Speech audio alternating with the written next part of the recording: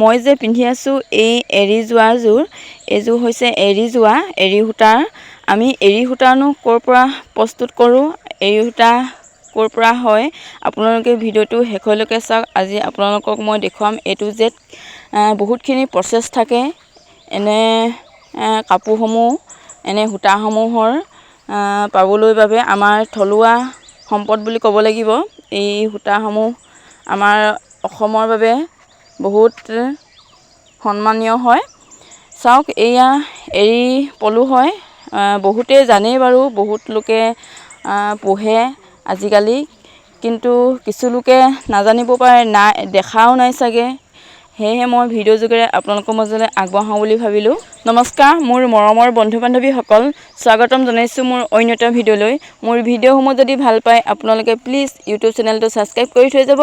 আৰু এইটো হৈছে এটা খুব জৰুৰী ভিডিঅ', আপোনালোকে শ্বেয়াৰ কৰিব বুলি আশা ৰাখিলোঁ। সকলো কথা আজি চিনাকি কৰি দিম সূতা প্ৰস্তুত হোৱালৈকে। এয়া হৈছে এৰী পলু।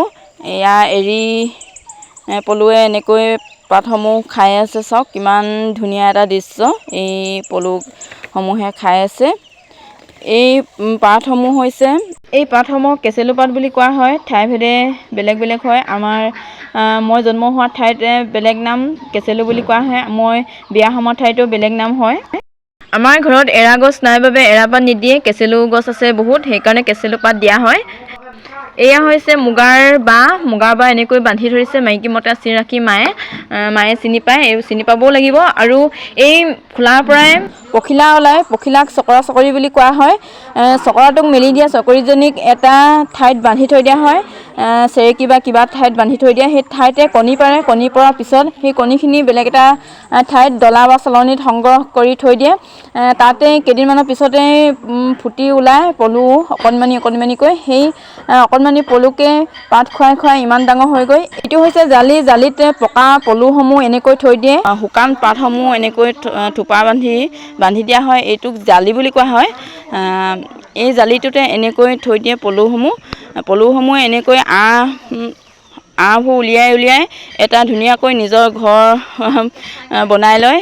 তাকেই এয়া চাওক, এয়া অকণমানকৈ হৈছেগৈ। আৰু এই পলুটোৰ এনেকৈ 4-5 দিন জালিত থৈ দিয়া হয়। পলুসমূহে সম্পূৰ্ণ সূতা বান্ধ খাই যায়। তাৰপিছতে এনেকৈ ভাঙি দিয়া হয়। তাৰপিছত ভাঙি দিয়াৰ পিছত কিছু লোকে গৰম পানীত উতলাই দিয়ে, উতলাই দিলে মানে পলুসমূহ উলিয়াবলৈ সহজ হয়। গৰম পানীত উতলাই দিয়াৰ পিছত কিছু লোকে গৰম পানী নুতলায়ো এনেই হাতে উলিয়াই তেনেকৈ খোলাসমূহ থৈ দিয়ে। শুকানভাৱে কিছুমানে কাটে, কিছুমানে তিয়াইও কাটে। আপোনালোকে চাওকচোন শেষলৈকে, মই দেখুৱাম, স্কিপ নকৰিব আপোনালোকে, তেতিয়াহে বুজি পাব। এয়া চাওক, মই আপোনালোকক এটা মুগা খোলা খুলি দেখুৱাম।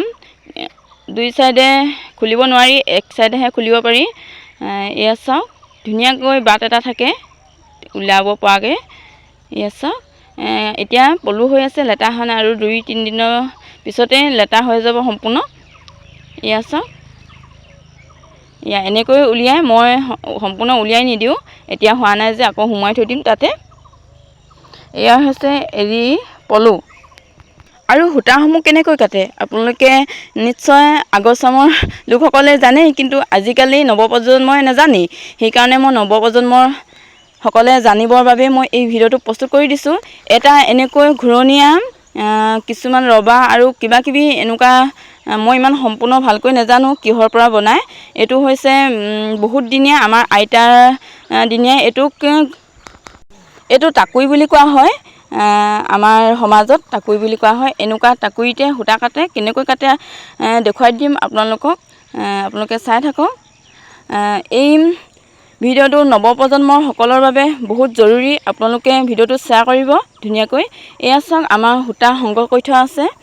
এয়া ধুনীয়াকৈ বইল কৰা হয়, বইল কৰি এনেকৈ সূতাসমূহ পলিথিনত ভৰাই থৈ দিছে, বহুত ধুনীয়া হয়।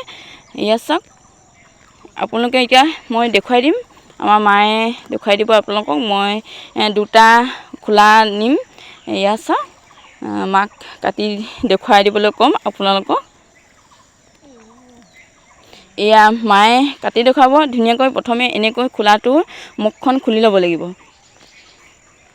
এয়া চাওক, বাতিত পানী অকণমান দি তেনেকৈও কাটিব পাৰে। এতিয়া মই শুকানকৈ কাটি দেখুৱাবলৈ কৈছোঁ মাক। এনেকৈ ধুনীয়াকৈ খোলাটো মুখখন এনেকৈ বহল কৰি থাকিব লাগিব, টানি টানি। খুব ধুনীয়া হৈ যাব এনেকৈ।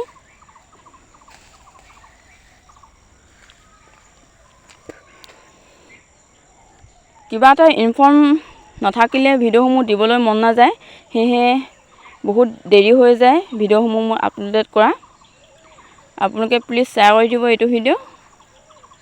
এয়া চাওক, এনেকৈ মাজৰ এটা অংশ আছে টান অংশ, সেই অংশটো পেলাই দিছে মায়ে।